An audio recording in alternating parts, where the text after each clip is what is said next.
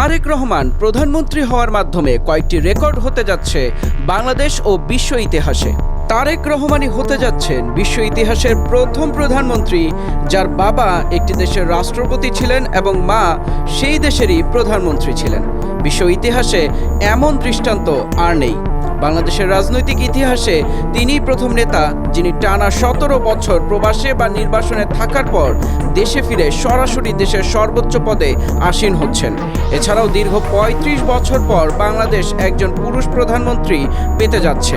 ১৯৯১ সাল থেকে ২০২৪ সাল পর্যন্ত বাংলাদেশের শাসন ক্ষমতা ছিল খালেদা জিয়া ও শেখ হাসিনার হাতে। তারেক রহমানই হবেন দেশের প্রথম প্রধানমন্ত্রী যিনি প্রধানমন্ত্রী পদের মেয়াদসীমা এবং দ্বিকক্ষ বিশিষ্ট আইনসভার অধীনে বাংলাদেশ পরিচালনা করবেন। ছাত্র জনতার ঐতিহাসিক অভ্যুত্থানের পর জনগণের সরাসরি ভোটে নির্বাচিত হয়ে আসা প্রথম প্রধানমন্ত্রী হবেন তিনি।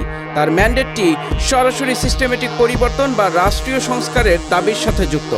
এছাড়াও ২০০৬ সালে ক্ষমতা ছাড়ার দীর্ঘ ২০ বছর পর বিএনপির নেতৃত্বে পুনরায় সরকার গঠিত হতে যাচ্ছে, যা যে কোনো বৃহৎ রাজনৈতিক দলের টিকে থাকা এবং ঘুরে দাঁড়ানোর ক্ষেত্রে একটি রেকর্ড।